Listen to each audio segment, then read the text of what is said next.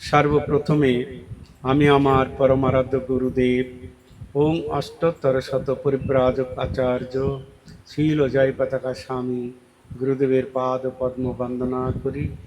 তৎপরে ISKCON প্রতিষ্ঠাতা আচার্য শিল অভয় চরণারবিন্দ ভক্তি বেদান্ত স্বামী প্রভুপাদ আমাদের পরম গুরুদেব, ওনার শ্রীপাদ পদ্ম বন্দনা পূর্বক উপস্থিত সকল ভক্ত সজ্জন মণ্ডলী মাতৃমণ্ডলী সকলকে যথাযথ সম্মান দণ্ডবাদ প্রণতি নিবেদন জানিয়ে আজকে পশ্চিম মেদিনীপুর কোন থানা, দাঁতন থানার নারায়ণ চক এই গ্রামে আমরা এসেছি। তো খুব ভালো লাগছে। এই গ্রাম খুব সুন্দর, আম কাঁঠাল জাম নারকেল সবে ভর্তি। সেজন্য এখানে জামাই ষষ্ঠী ভালো হয়েছে। হ্যাঁ, জামাইরা এসেছিল, মায়েরা। হ্যাঁ, আবার চলে গেল, যায়নি এখনো, আছে। তো যাক, খুব ভালো, আপনারা জামাই ষষ্ঠী পালন করেছেন। তা আপনারা এখান থেকে শ্রীধাম মায়াপুরে কতজন গিয়েছেন? মায়াপুরে অনেকেই গিয়েছেন, এখনো অনেকে যান। এই বছর যাবেন।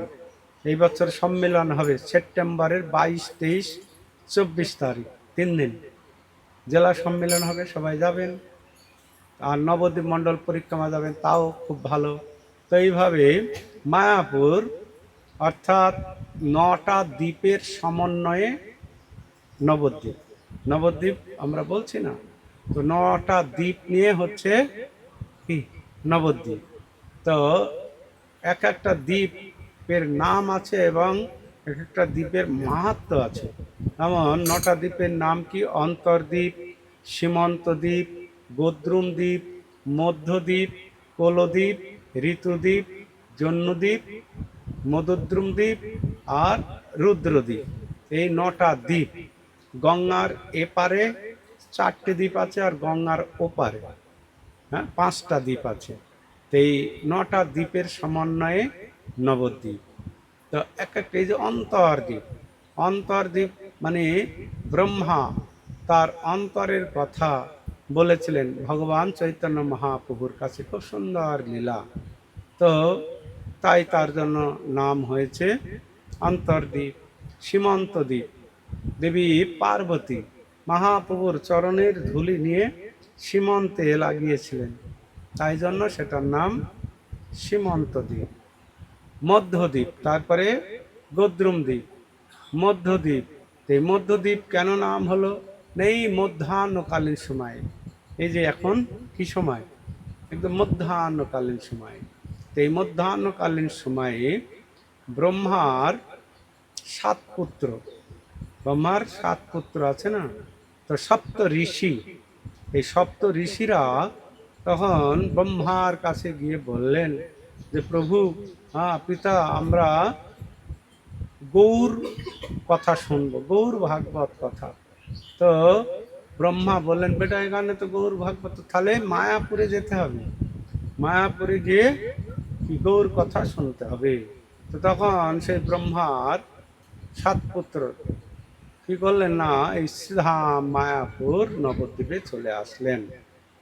তো সেই মায়াপুরে এসে তো তখন একটি জায়গা আছে, খুব সুন্দর জায়গা, নৈমিষারণ্য বলে। তো সেই নৈমিষারণ্যে, যেমন বৃন্দাবনে উত্তর ভারতে হরিদ্বার থেকে 60 কিলোমিটার দূরে এই নৈমিষারণ্য অবস্থান করছে সেই জায়গাটি। তো এখানেও সেই নৈমিষারণ্য বলে একটি স্থান আছে। সেই স্থানে এই ব্রহ্মার এই 7 পুত্র সপ্ত ঋষি কি করলেন না, গৌর ভাগবত কথা আলোচনা, গৌর কথা। আর আমাদের গৌর কথা শুনতে হবে, কেন? শাস্ত্রে বলছেন, পাইয়া মনুষ্য জন্ম যে না শুনে গৌর গুণ, হেন জন্ম তার ব্যর্থ হইল। পাইয়া অমৃত ধ্বনি পিয়ে বিষ গত্ত পানি, জন্মিয়া সে কেন নাহি মইল। ভবসিন্ধু তরিবারে আছে যার চিত্ত, শ্রদ্ধা করি শোনো ভাই চৈতন্য চরিত্র। শুনিতে অমৃত সম জুড়াই কর্ণ মন, সেই ভাগ্যবান যেই করে আস্বাদন। কত সুন্দর বলছেন। তো গৌর কথা, তে গৌর ভগবান শ্রীকৃষ্ণ গৌর রূপে এই কলিযুগে আসবেন। তখন গৌর আসেনি, মহাপ্রভু আসেনি। আসার আগে এই গৌর ভাগবত কথা শ্রবণ করছেন যে ভগবান শ্রীকৃষ্ণ সেই বৃন্দাবনে অনেক লীলা করলেন, করার পরে তিনি স্বধামে চলে গেলেন। যথেষ্ট বিহারী কৃষ্ণ করে অন্তর্ধ্যান, অন্তর্ধ্যান করি কৃষ্ণ করে অনুমান, চিরকাল নাহি করি প্রেম ভক্তি দান, প্রেম ভক্তি বিনা নহে কুলে জীবের অবস্থান, সকল জগতে মোরে করে বিধি ভক্তি, বিধি ভক্তিতে ব্রজভাব পাইতে নাহি শক্তি, ঐশ্বর্য জ্ঞানে সকল জগত মিশ্রিত, ঐশ্বর্য শিথিল প্রেমে নহে মর্পিত, আমারে ঈশ্বর মানে আপনাকে মানে হীন, তার প্রেমে বশ আমি না হয় অধীন, আপনাকে বড় মানে আমাকে মানে সমহীন, সেইভাবে হই আমি তাহার অধীন। তো ভগবান ভক্তের অধীন হয় কখন? যখন একটা সম্বন্ধ স্থাপন হয়। আপনাকে বড় মানে মানে বৃন্দাবনে মা যশোদা, নন্দ মহারাজ, সখীরা, গোপীরা নিজেদের বড় মনে করত আর কৃষ্ণকে সমহীন মনে করত। মাতা মরে পুত্র ভাবে করেন বন্ধন, অতিহীন জ্ঞানে করে লালন পালন, সখা শুদ্ধ সকেশ করে কন্দে আরোহণ, তুমি কোন বড় লোক তুমি আমি সম। তো এ হচ্ছে বৃন্দাবনের ভাব। সেখানে ভগবান শ্রীকৃষ্ণ খুব খুশি হন, আনন্দ হন। কিন্তু বৃন্দাবনে একটি সম্পর্ক আছে, রসের সম্পর্ক। তা আমাদেরও এই ভক্তি জীবনে যদি একটা রসের সম্পর্ক স্থাপন না হবে তা আমরা আনন্দ পাবো না। বলছেন দাস্য সাক্ষ্য, দাস্য সাক্ষ্য বাৎসল্য শৃঙ্গার চারি রস, চারি রসের ভক্ত যত কৃষ্ণ তার বশ। তো ভগবানের সঙ্গে চারটে রসের সম্পর্ক স্থাপন করতে হবে, সেখানে আনন্দ পাওয়া যাবে। দাস্য রস, দাস্য সাক্ষ্য বাৎসল্য শৃঙ্গার চারি রস, এই চারি রসেই ভক্ত যত কৃষ্ণ তার বশ, তো কৃষ্ণ বশীভূত হন। তো এইভাবে সেই ভগবান শ্রীকৃষ্ণ বৃন্দাবনে অনেক লীলা করলেন, লীলা করে তিনি স্বধামে চলে গেলেন। তো গিয়ে আনন্দ পাচ্ছে না কেন? আমরা কলিহত জীব সব রয়ে গেলাম, আমাদের কিভাবে উদ্ধার হবে? তো তাই সেই শ্রীকৃষ্ণ ব্রজেন্দ্র নন্দন যে শচীসুত হইল সে, বলরাম হইল নিতাই, বলরাম হইল নিতাই। সেই ব্রজেন্দ্র নন্দন এই গৌরীলায় শচীসুত, শচী মায়ের পুত্র রূপে আসলেন। বলরাম নিত্যানন্দ প্রভু রূপে আসলেন, এসে এরকম লীলা করবেন। এই কথা আলোচনা হচ্ছে কোথায়? সেই নৈমিষারণ্যে। সপ্ত ঋষি, আর এই সপ্ত ঋষি যখন গৌর কথা আলোচনা শুরু করেছেন, হাজার হাজার মুনি ঋষি যোগী তপস্বী সবাই ছুটে আসছে, এসে সবাই গৌর কথা শুনছে এক মনে, একদম শ্রদ্ধা সহকারে এইরকম শুনছে। এই খবর শুনতে শুনতে শুনতে কৈলাসে চলে গেল। কৈলাসে, কৈলাসে কে থাকে গো? শিব ঠাকুর। শিব ঠাকুর জানতে পারলেন ধ্যান যোগে যে গৌর কথা আলোচনা হচ্ছে নবদ্বীপে। তো তখন শিব ঠাকুর ধ্যান ভেঙে একদম অস্থির হয়ে পড়লেন, আমি গৌর কথা শুনতে যাব, গৌর কথা, কিন্তু আমি যাব কি করে? যেহেতু শিব তাড়াতাড়ি আসতে পারছে না। শিবের বাহন হচ্ছে কি? নন্দী। নন্দী তো খুব ছুটতে পারে না, হেলে দুলে আসে। তা আমি যদি এখন নন্দীকে নিয়ে যাই তো যেতে যেতেই গৌর কথা শেষ হয়ে যাবে, তো গিয়ে প্রসাদ পাওয়া যাবে, গৌর কথা আর শোনা হবে না। তো এখানে ওই রকম অনেকেই আছে, গৌর কথা হয়ে যাবে যখন তখন আসবে, প্রসাদ পাবে। তো এইরকম শিব তো একদম বিচলিত হয়ে পড়লেন, কি হবে, কি করে যায়? তো তখন ব্রহ্মার কাছে চলে গেলেন। কি শিব ব্রহ্মার কাছে গেলেন, হে ব্রহ্মদেব, হে ব্রহ্মদেব, কি বলছে ব্রহ্মদেব আমাকে একটু কৃপা করুন। বলছে কি বলুন? বলছে এরকম নবদ্বীপ ধামে গৌর কথা হচ্ছে, তা আমি গৌর কথা শ্রবণ করতে যাব, তা আমার নন্দীকে নিয়ে যেতে যেতে কি শেষ হয়ে যাবে, তা আপনার বাহনটা আমাকে দিন। তো ব্রহ্মার বাহন হচ্ছে হংস, বুঝা যাচ্ছে? ব্রহ্মার বাহন হচ্ছে হংস। হংস খুব দ্রুতগামী।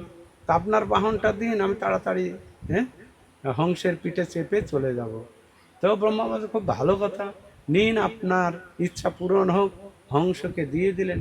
আর দেরি না করে সঙ্গে সঙ্গে কি করলেন না, শিব ঠাকুর সেই হংসের পিঠে চেপে বসলেন। হংস একদম দ্রুত গতিতে নিয়ে চলে আসলেন কোথায়? নবদ্বীপ ধামে, হ্যাঁ সেই মধ্যদ্বীপে। তো তখন দেখছে ওই হাজার হাজার সব মুনি ঋষি গৌর কথা শ্রবণ করছে সপ্ত ঋষির কাছ থেকে। তো তখন আলোচনা হচ্ছে। তো তখন দেখছে আমি যদি এই সময় নেমে পড়ি, আমাকে দেখে সবাই হই হল্লা করে ফেলবে, এই শিব ঠাকুর এসছে, কৈলাস থেকে এসছে। এখন যদি আপনাদের এখানে শিব ঠাকুর আসে কি অবস্থা হবে? হরিকথা হবে? হ্যাঁ, হরিকথা হবে না। তো শিব ঠাকুর চিন্তা করলেন, না আমি আর এই হংসের পিঠের থেকে নামবো না। হংসের পিঠের ওপরেই কি বসে বসে গৌর কথা শুনছে। তো গৌর কথা শুনছে, তো গৌরের কথা এত সুন্দর। তো গৌর এসে কি করবেন না, পাপি তাপি, যোগ্য অযোগ্য, হ্যাঁ উঁচু নিচু কাউকে বাজবেন না, সবাইকে কি ব্রহ্মারও যে দুর্লভ কৃষ্ণ প্রেম, ব্রহ্মাও যেটা পায় না সেই প্রেম অকাতরে সকলকে বিতরণ করবে, নাম প্রেম বিতরণ করবেন। হ্যাঁ, কোনো বাজ বিচার করবেন না, এবং ধরে ধরে ডেকে ডেকে কি মহাপ্রভু দিয়েছে কৃষ্ণ প্রেম সবাইকে, এই প্রেম প্রদান করবেন। যে প্রেম প্রাপ্ত হলে আমাদের আর এই জীবনে পাওয়ার কোনো কিছু বাকি থাকে না। কৃষ্ণ প্রেম যদি একবার পাই, ধনী মধ্যে কোন ধনী শ্রেষ্ঠ? কৃষ্ণ প্রেম ধনে ধনী যেই, সেই ধনী মধ্যে শ্রেষ্ঠ।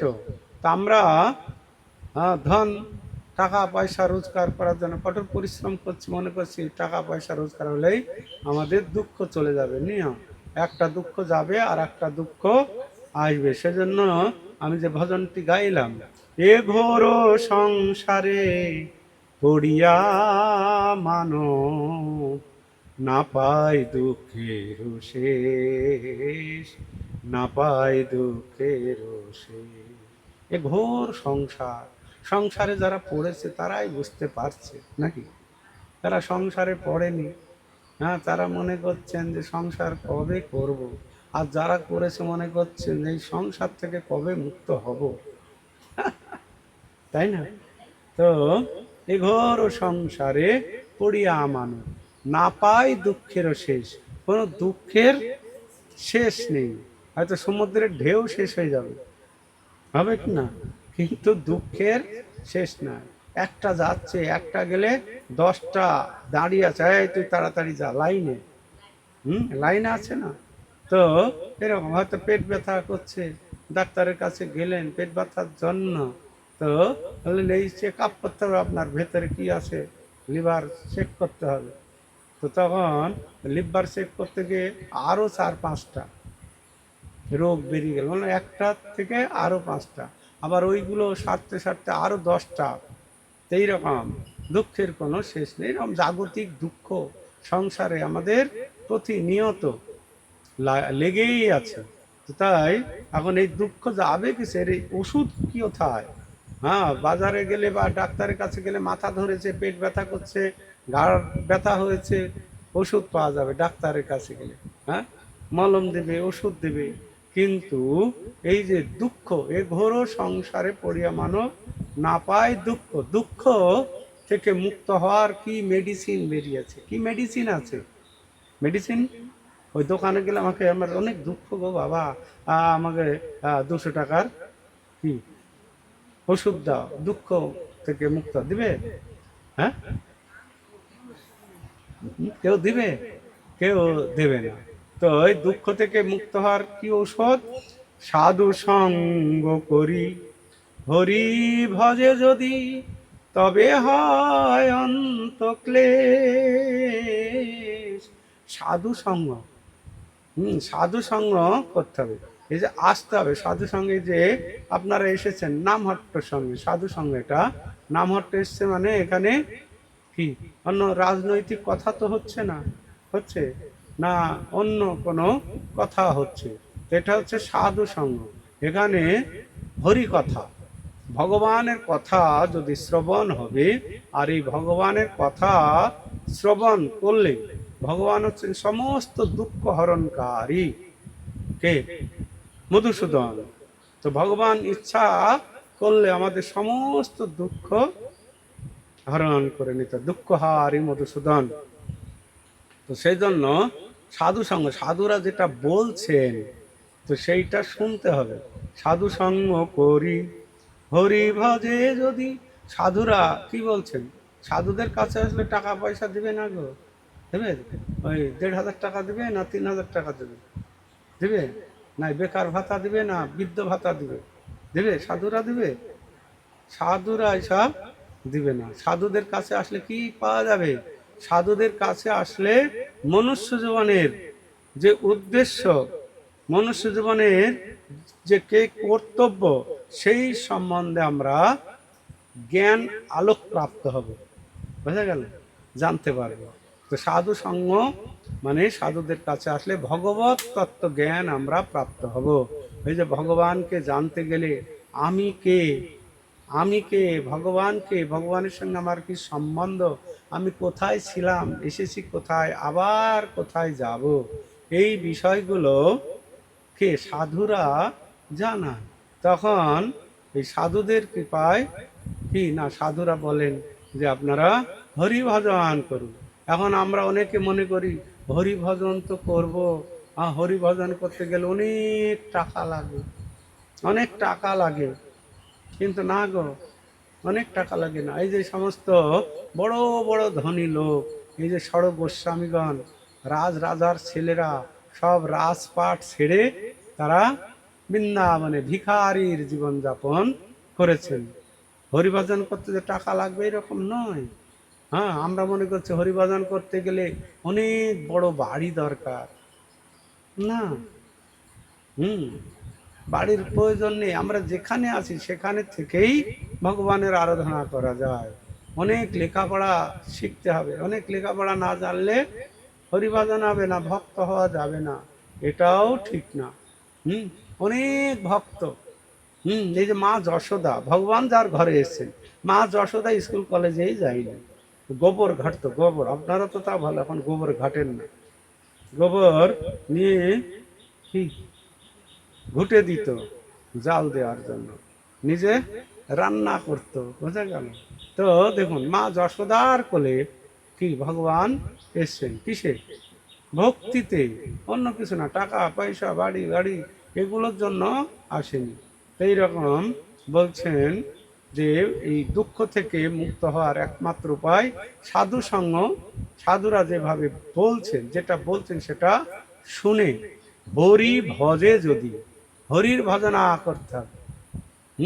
আর হরি ভজনা করতে বললাম না, বাড়ি গাড়ি টাকা পয়সা, হরি ভজন কি একটু সাধুরা বলছেন, আরে ভাই সকালে সকালে একটু ওঠো, সকালে সকালে ঘুমের থেকে উঠতে হবে নাকি, সূর্য ওঠার আগে উঠে পড়তে হবে। সেটাকে বলা হয় ব্রাহ্ম মুহূর্ত সময়, ব্রহ্ম মুহূর্ত সময়। এই যদি প্রতিদিন কেউ এই সূর্য ওঠার আগে ঘুমের থেকে ওঠে, উঠে যদি স্নান করে, নদী থাকলে খুব ভালো, পুকুরও থাকলে ভালো, না হলে ঘরে কলে যেখানেই হোক, স্নান যদি করা হয়, বলছে বিনা চিকিৎসায়, বিনা ওষুধে তার ৩২টি রোগ ভালো হবে, ঠিক, বিনা চিকিৎসায়। তো এই যে ভোরে ওঠা, ডাক্তার বলছেন সকাল সকাল উঠে একটু হাঁটা চলা, মানে একটু হাওয়া বাতাস গায়ে লাগাও, বলে না? কেন? সকালে উঠতে হবে ব্রহ্ম মুহূর্ত, মানে সূর্য ওঠার ১.৫ ঘন্টা আগে যদি ওঠা যাবে, তাহলে কি না তার অনেক রোগ আদি থেকে সে মুক্ত হবে। তো সকালে সকালে উঠে স্নান আদি করে ঘরে আমাদের কি ভগবান থাকবে, প্রতিটি ঘরে আমাদের কি থাকবে, ভগবানকে রাখতে হবে। তো ভগবান আলেখ্যের ভিতরেও থাকে, ভগবান বিগ্রহের ভিতরেও থাকে। আর ভগবান সেই কৃষ্ণ ছিল আগে, এখন তার আমরা কৃষ্ণকে পাবো না। কারণ কৃষ্ণ কোথায় আছে? আলেখ্যের ভিতরে আছে। তা আলেখ্যর ভিতরে থেকেই ভগবান শ্রীকৃষ্ণকে যদি আমরা একদম হৃদয় দিয়ে ভালোবাসবো, ওই আলেখ্যর ভগবান শ্রীকৃষ্ণ প্রকাশ হয়ে তিনি সব কিছু গ্রহণ করবেন। তো সকালে সকালে উঠে একটু ধূপ দীপ আরতি ভগবান শ্রীকৃষ্ণের চরণে ফুল নিবেদন করুন, একটু প্রদীপ দেখান, ভগবানকে একটু প্রণাম করুন, প্রার্থনা করুন। তো প্রার্থনা করলে কত সুন্দর। তো সকালে সকালে যদি ভগবানের কাছে যাওয়া যাবে, কি ভগবান কি দেখবে? আহ, আমার ভক্তটা আমার কাছে এসেছে, নাকি ভগবান দেখবেন তো, নাকি? তো সেই জন্য ভগবানের কাছে যেতে হবে, ভগবানকে প্রণাম করতে হবে। ভগবানকে প্রণাম করলে কি হবে? ভক্তি হবে কিনা? বলছেন যে ভগবানের কাছে গিয়ে আমাদের মনমনা ভব মদভক্ত মজ্জাদি মাং নমস্কুরু। তো ভগবান বলছেন আমাকে নমস্কার করো, আমার যাজনা করো, আমার আরতি করো। ভগবান বলেই দিচ্ছে। এইগুলো যদি আমরা করব তো ভগবান খুব খুশি হবে। তো এই ভগবানকে পেতে বললাম, তাহলে আমাদের অন্য কোথাও যেতে হবে না, বনে জঙ্গলে বৃন্দাবনে হরিদ্বারে যেতে হবে না। ভগবান তো আপনার বাড়িতেই আছে, বাড়িতে আছে না? তো বাড়িতে আমাদের স্থাপনা করতে হবে, ভগবানের জন্য একটা সুন্দর জায়গা রাখতে হবে। সকলের জায়গা আছে, আমাদের থাকার জায়গা আছে, তেমনি ভগবানেরও একটা সুন্দর জায়গা রাখতে হবে। তো সেইখানে ভগবানকে সাজিয়ে নিয়ে যে এরকম দেখো পিছনে সাজানো আছে এরকম। তো সকাল সন্ধ্যা আরতি করুন, হ্যাঁ, কিছু ভগবানকে নিবেদন করুন, ভগবানকে। এখন তো কত সুন্দর ভগবানকে নিবেদন করতে। এই যে আম, কত সুন্দর আম। আমটা কি আমরা কেউ সৃষ্টি করেছেন? আমাদের 14 পুরুষ বাপ ঠাকুরদা তৈরি করেছে আম।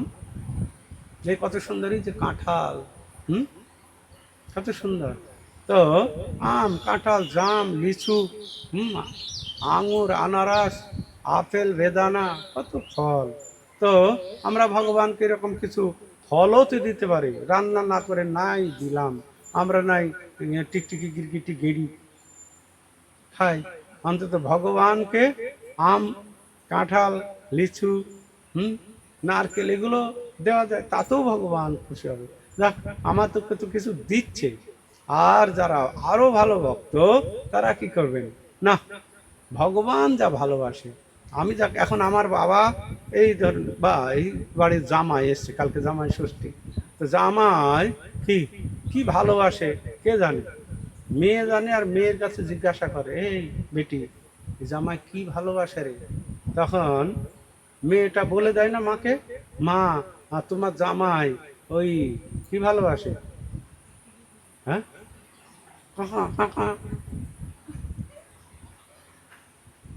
তখন ওইটাই নিয়ে আয়। আবার অনেক জামাই আছে যাদের বাড়িতে ভক্ত, শ্বশুর শ্বশুরি এরা ভক্ত, কি শ্বশুর শাশুড়ি ভক্ত। তখন শ্বশুর শাশুড়ি জানে জামাই কি ভালোবাসে, আর জামাইও জানে, হ্যাঁ জামাই এসছে। আর জামাইও মনে করে ওই সারা বছর টিকটিকি গিরগিটি গিঁড়ি এইসব খেলাম, শ্বশুর বাড়িতে যায়। হ্যাঁ, শাশুড়ি কি করবেন, সুন্দর পনির সবজি, পনির কালিয়া, পনির ভাপা, তারপরে শাউ কচু, কত সুন্দর। তারপরে কালকে আমরা মন্দিরে খেয়েছিলাম যে চিলি পনির, চিলি পনির, কত সুন্দর সুন্দর। আর ধোসা,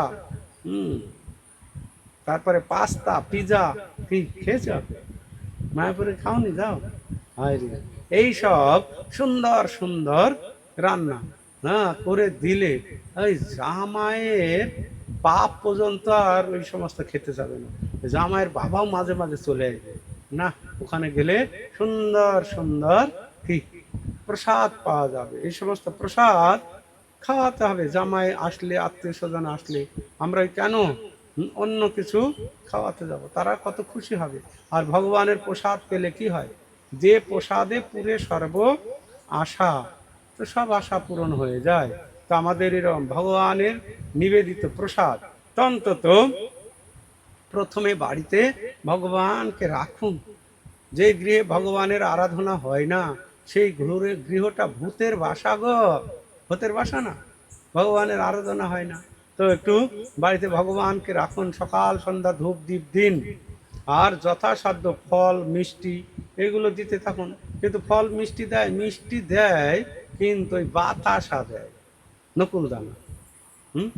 তো তাও ভালো, কিছু না দেওয়ার থেকে তাও দিচ্ছে, দিতে দিতে আরো সন্দেশ দিবেন, সন্দেশের থেকে আস্তে আস্তে আস্তে এরকম বৃদ্ধি করুন, ভক্তি আরো বৃদ্ধি হবে, ভালোবাসা ভগবানের প্রতি বর্ধিত হবে। হতে হতে তখন দেখা যাবে না ভগবানকে তখন যা রান্না করা হচ্ছে গৃহে ভগবান ভালোবাসেন, দুধ দই ছানা মাখন। ছানা মাখন আমরা দিতেই পারি, বাড়িতে দুধ দই আছে, দিন ভগবানকে। ভগবান খুব ভালোবাসেন, প্রিয়, ভগবানের প্রিয় কি, দুধ দই ছানা মাখন। হ্যাঁ, এটা মা যশোদার কাছে গোপীদের কাছে চুরি করে খেত ভগবান, খেত না ছানা মাখন। ব্রদে প্রসিদ্ধং নবনীত চোরং গোপাঙ্গনানাং চদুকুল চোরং অনেক জন্মার্জিত পাপ চোরং চোর অগ্রগণ্যং পুরুষং নমামি। ব্রজে প্রসিদ্ধ চোর, এই ছানা মাখন সব ব্রজবাসীদের ঘরে গিয়ে কৃষ্ণ চুরি করে খেত, বোঝা গেল। তো আমাদের ঘরে এরকম দিতে পারি কৃষ্ণকে, হ্যাঁ, দুধ দিতে পারি, ছানা দিতে পারি, মিষ্টি দিতে পারি, ভগবান সেটা গ্রহণ করবেন। আর কি করতে হবে না, এরকম ভগবানের সেবা করতে হবে, সকাল সন্ধ্যা একটু ধূপ ধূপ দেখান। আর কি না, সব থেকে বড় কথা হচ্ছে এই কলিযুগের যুগ ধর্ম, কলিযুগের কি, কলিযুগের যুগ ধর্ম। এই কলিযুগে অন্য কোনো ধর্ম নেই, যাগ যজ্ঞ তপস্যা ধ্যান ধারণা কিচ্ছু নেই। শোনো মিশ্র, কলিযুগে নাহি তপযোগ্য, যেই জন ভজে কৃষ্ণ তার মহাভাগ্য। অতএব গৃহে তুমি কৃষ্ণ ভজ গিয়া, কুটিনাটি পরিহরি একান্ত হইয়া, সাধ্য সাধন তত্ত্ব যে কিছু সকল, হরিনাম সংকীর্তনে মিলিবে সকল। হরে কৃষ্ণ কৃষ্ণ কৃষ্ণ হরে হরে, হরে রাম রাম রাম হরে হরে। এই শ্লোক নাম বলি লয় মহামন্ত্র, 16 নাম 32 অক্ষর এই পরতন্ত্র। সাধিতে সাধিতে যাবে প্রেমাঙ্কুর হবে, সাধ্য সাধন তত্ত্ব জানিবা সে তবে। তো এই কলিযুগের ধর্ম হচ্ছে কি, ধ্যান করা নয়, আর এই ধ্যান যাগ যজ্ঞ এটা নয়, আর এটা আমাদের পক্ষে সম্ভব নয়। ধ্যান করবেন, আপনাদের ধ্যান হবে, ধ্যান করতে 8-10 ঘন্টা লাগে, এরকম যোগ আসনে বসতে হবে গো, যোগাসনে বসে মনোনিবেশ করতে 8-10 ঘন্টা লাগবে।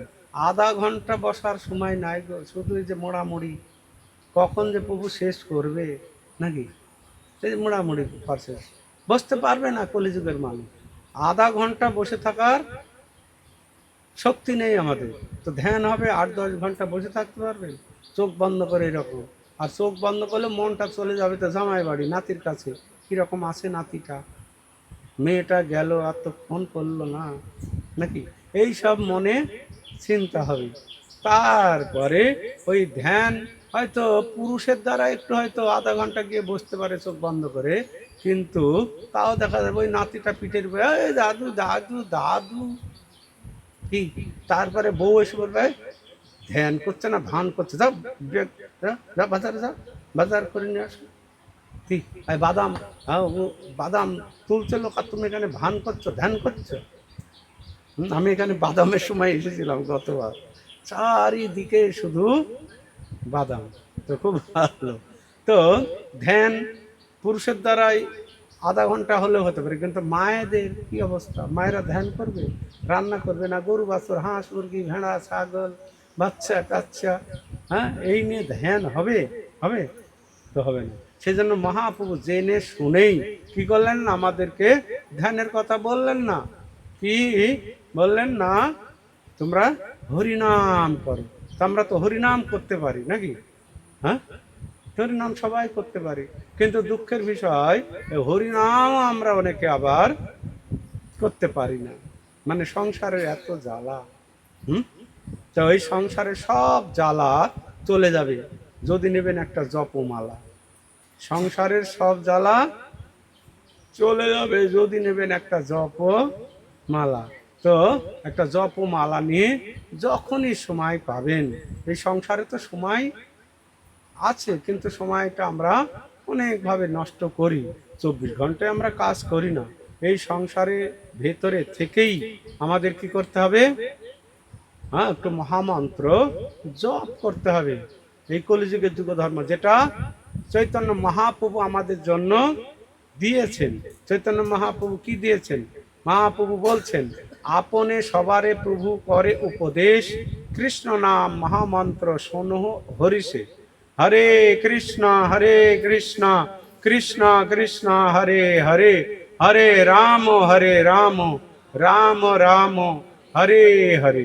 প্রভু বলে কহিলাম এই মহামন্ত্র, ইহা জপ গিয়া সবে করিয়া নির্বন্ধ, ইহা হইতে সর্বসিদ্ধি হইবে সবার, সর্বক্ষণ বলইতে বিধি নাইহার। তো কি বললেন, মহাপ্রভু বললেন আপনে সবারে প্রভু করে উপদেশ। না, মহাপ্রভু আমাদের প্রতি একটা কি উপদেশ দিলেন। অনেক উপদেশ দিয়েছেন। ভারত ভূমিতে মনুষ্য জন্ম হইল যার, জন্ম সার্থক করি করো পর উপকার। মহাপ্রভু বলছেন আমাদের ভারত ভূমিতে মনুষ্য জীবন হয়েছে, এই জন্ম সার্থক করতে হবে, করে পরের উপকার করতে হবে। আর মহাপ্রভু কি বললেন, আপনে সবারে প্রভু করে উপদেশ, কৃষ্ণ নাম মহামন্ত্র শোনহ হরিষে। কৃষ্ণ নাম মহামন্ত্র কি না, হরে কৃষ্ণ কৃষ্ণ কৃষ্ণ হরে হরে, হরে রাম রাম রাম হরে হরে। প্রভু বলে, কোন প্রভু? মহাপ্রভু। প্রভু বলে কহিলাম এই মহামন্ত্র, ইহা জপ গিয়া সবে করিয়া নির্বন্ধ। এটা জপ করতে বললেন। তো জপ করতে গেলে কি লাগবে? এখন রান্না করতে যাবেন, কি লাগবে? হাতা খুনতে লাগবে। এখন মাটি কাটতে যাবেন, কি লাগবে? হ্যাঁ, ধান কাটতে যাবেন, হ্যাঁ, বাদাম তুলতে যাবেন, হ্যাঁ, তুলতে হবে। তো জল লাগবে, কত কিছু লাগবে। তো এরকম হরিনাম জপ করতে একটা জপমালা এরকম নিতে হবে। জপমালা, জপমালা নিয়ে এই জপমালার ভিতরে সুন্দর, আপনারা জপ করছেন জানেন, 108টি মালা আছে। 108টি। ওই মালাতে সুন্দর যখনই সময় পাওয়া যাবে একটু মনোনিবেশ সহকারে হরে কৃষ্ণ কৃষ্ণ কৃষ্ণ হরে হরে, হরে রাম রাম রাম হরে হরে।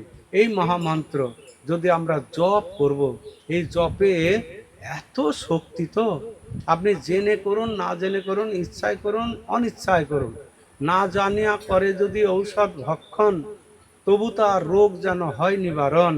বস্তু শক্তি কার্যের অপেক্ষা না করে, জপিলেই হরিনাম ঈশ্বর কৃপা করে।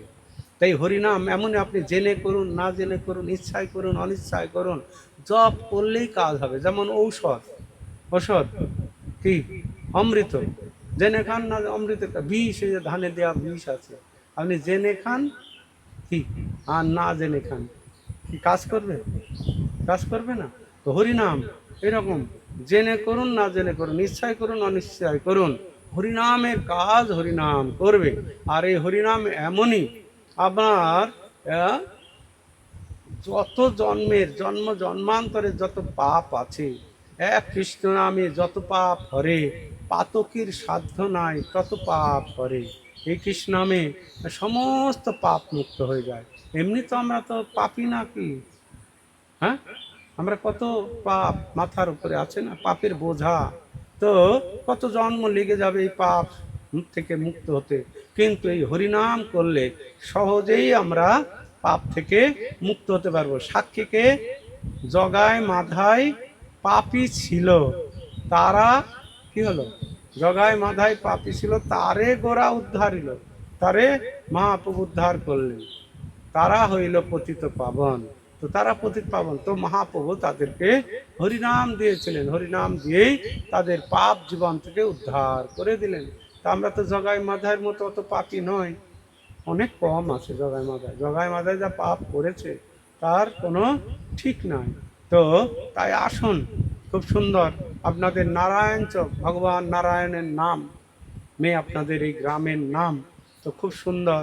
তো আপনারা ভগবানের আরাধনা করুন, ভক্ত জীবন গড়ে তুলুন, দেখবেন খুব আনন্দ পাবেন। আমরা তো সবাই আনন্দ পাওয়ার জন্যই সবাই চেষ্টা করছি, একটু সুখী হওয়ার জন্য আপ্রাণ চেষ্টা করছি, কত কঠোর পরিশ্রম করছি, কিন্তু ভালো ওটাও করুন। আর প্রকৃত সুখ এবং শান্তি পাওয়া যাবে হরে কৃষ্ণ হরে কৃষ্ণ কৃষ্ণ কৃষ্ণ হরে হরে, হরে রাম রাম রাম হরে হরে। এই মহামন্ত্র জপ করুন, দেখুন কত মুনি ঋষি যোগী তপস্বী, সেই যে শিব এসে কি গৌর কথা শুনছিলেন, শুনতে শুনতে এই মহাপ্রভুর করুণার কথা, হ্যাঁ মহাপ্রভুরাম সবাইকে প্রেম দান করবে, তো ওই সব শুনে কোনো যাগ যোগ্য তপস্যা কিছু করতে হবে না, প্রেম দিয়ে দেবে। এই কথা শুনে প্রেমে ওই হংসের ওপরেই কি ঢুলে পড়ে গেলেন। ঢুলে পড়ে গেলেন, জ্ঞান নাই, অচেতন। তো তখন গৌর কথা যখন শেষ হয়ে গেল, সবাই দেখছে আরে হাঁস, হাঁসের উপরে দেখছে শিব ঠাকুর। হায় হায়, শিব ঠাকুর এসেছে, আমরা তাকে কোনো প্রণাম করিনি, অভ্যর্থনা করিনি, মালা পরাইনি, হায় হায়। তো তখন শিব ঠাকুর দেখে আরে গৌর কথা হয়ে গিয়েছে, যেহেতু প্রেমে মূর্ছা হয়ে গেছে, প্রেমে মূর্ছা। তখন সবাই দেখলো, হ্যাঁ প্রণাম করছে শিব ঠাকুরে, তাহলে আর কি, আমি তখন কৈলাসে চলে যাব। তো কৈলাসে চলে গেলেন শিব ঠাকুর, আর এদিকে সেখানকার সমস্ত ব্রাহ্মণ সজ্জন সেই সপ্ত ঋষি চিন্তা করলেন যে শিব ঠাকুরকে আমরা কোনো সেবা পূজা করতে পারলাম না, তো আমরা এখানে এই রকম বিগ্রহ বানাবো, হংসের ওপরে কৃষ্ণ প্রেমে মূর্ছা হয়ে পড়ে আছে, এই বিগ্রহ বানাবো, বুঝে গেল। তো এইরকম বিগ্রহ বানিয়ে এইরকম সেবা পূজা করব। তো সেখানে সেই রকম বিগ্রহ বানালেন, বিগ্রহ বানিয়ে সেবা পূজা করতে লাগলেন। তো এইরকম সেবা পূজা করতে করতে কালক্রমে কী হলো না, সবসময় জল দিতে হয় শিবের মাথায়। সেই শিবের নাম হলো হংস বাহন শিব। নবদ্বীপ মণ্ডল পরিক্রমায় গেলে সেখানে যাওয়া হয়, দর্শন হবে। তো হংস বাহন শিব, তো সেখানে জল দিতে হয় সবসময়, না হলে ধোঁয়া বেরোতে থাকে, গরম হয়ে যায়। তো তখন সবাই মনে করলো কে সবসময় জল দেবে রে বাবা, তার থেকে ওইখানে একটা গোমতী গঙ্গা নদী আছে। এই নবদ্বীপ ধামে অনেক নদ নদী, তো সেই গোমতী গঙ্গাতে এক জায়গায় ঘিরে নিজে চুপিয়ে রাখলেন। আর কিছু বছর পরে কয়েকজন চোর সেটা তুলে নিয়ে চুরি করেছে, মনে করছে এটা কোষ্ঠী পাথর, নিয়ে চুরি করেছিলেন। তো যাই হোক, চুরি করে আর বেচতে পারেনি, থানায় ধরা পড়ে গেল। তখন তারা বললেন এইরকম আপনাদের শিব আছে আমাদের থানায়, নিয়ে যান। তো এইভাবে আবার নিয়ে আসলো। তখন পুলিশরা বললো যখন এরকম নিয়ে আসলে আবার কে চুরি করবে, আপনারা আগে এই শিবের থাকার ব্যবস্থা করুন। তখন ওই গ্রামবাসী লোকজন, তারণপুর সেই জায়গাটার নাম, মুকুন্দপুর, তো তখন আমাদের মায়াপুরে গেল, মায়াপুরে গিয়ে বললেন যে এরকম আমাদের শিব ঠাকুর চুরি হয়ে যাচ্ছে, আপনারা একটু ব্যবস্থা করুন। তখন মন্দির বানিয়ে দিল, ভোগ রন্ধনশালা বানিয়ে দিলেন আমাদের ইস্কন থেকে, মায়াপুর থেকে। তো সেখানে সেবা পূজা হচ্ছে, আর ওই শিব ঠাকুর দর্শন হয়। শিব ঠাকুর বড় জাগৃত। যদি কারো কামনা বাসনা থাকে, কারোর মেয়ের বিয়ে হচ্ছে না, তো সেই মেয়ের বিয়ে হচ্ছে না, যদি কামনা নিয়ে যায়, হ্যাঁ আকন্দ ফুল নিয়ে যেতে হবে, আকন্দ ফুল যেটা ফুটিনি, কুড়ি অবস্থায় নিয়ে গেলে পূজারি ওই কুড়ি ফুলটা ওই হংসবাহন শিবের মাথার উপরে দেয়, দিয়ে ওং নমঃ শিবায়, ওং নমঃ শিবায়, এই বলো তোমার কি প্রার্থনা বলো। তখন বলবে বাবা আমার মেয়েটার বিয়ে হচ্ছে না, যাতে তাড়াতাড়ি বিয়ে হয় এই প্রার্থনা নিয়ে এসেছি। তখন ওই শিবের মাথায় ফুলটা দিয়েছে, যদি কাজ হয়ে গেল ফটাস করে ফুটে যাবে ফুলটা, জান আপনার মেয়ের বিয়ে এই বছরেই হয়ে যাবে। আবার কেউ পেটের ব্যথা নিয়ে গেছে, বাবা আমি কত ডাক্তার দেখালাম কোনো ভালো হচ্ছে না, ফুল চড়াই শিবের মাথায়, যদি ফেটে গেল যান আপনার ভালো হয়ে যাবে। কেউ কেস মামলা মোকদ্দমা নিয়ে গিয়েছে, যদি হয়ে গেল ভালো, আর যদি না হলো যান আপনার কথা শুনলো না, আবার পরে আসবেন, যেটা না ফাটে সেটা বলে আপনার কথা হলো না।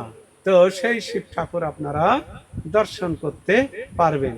আর ওই শিব ঠাকুর বছরে 2বার দর্শন হতো। আগে আগে এই নীল পূজা হয়, তখন 1 মাস জলের থেকে তুলে এনে গ্রামে গ্রামে ঘোরানো হতো। আর এই জামাই ষষ্ঠীর দিন তুলে আনা হতো, সেই জলের থেকে এনে গ্রামের মাঝখানে একটা বট গাছ আছে, সেই বট গাছের ওখানে রাখা হতো। সবাই দর্শন করত, ফুল দিত, প্রণাম করত, মিষ্টি মিঠাই ফল ফুল সব ভোগ হতো, সারাদিন থাকতো, আবার সন্ধ্যার আগে সে জলে দিয়ে আসতো। এখন আর জলে থাকে না, এখন মন্দিরেই থাকে, গেলে আপনারা দর্শন করতে পারবেন। হংস বাহন শিব। তো সেই শিব পঞ্চমুখে হরিনাম জপ করছে না? ব্রহ্মা জপে কি চতুর্মুখে, আর শিব জপে পঞ্চমুখী। তো তারা জপ করছে, তো আমরা যদি হরিনাম করব, তো আমরা ভগবানের কৃপা অবশ্যই লাভ করব। তো বিশেষ করে কলিযুগ খুব ভালো যুগ, এই যুগে আমরা হরিনাম করেই উদ্ধার হয়ে যাব, অন্য কোনোভাবে উদ্ধার হতে পারবো না গো। তাই আপনারা যারা জপ করছেন খুব ভাগ্যবান। এখনো যারা শুরু করেননি, করুন, সময় নষ্ট করে লাভ নাই। সময় নষ্ট করে কি হবে? জীবনের অনেক সময় এমনি আমাদের চলে গিয়েছে, আর কতটুকু সময় আছে আমরা কেউ জানি না। তাই আসুন, একটি করে জপমালা নিয়ে জপ করুন, আর বাড়িতে কৃষ্ণ ভজন করুন।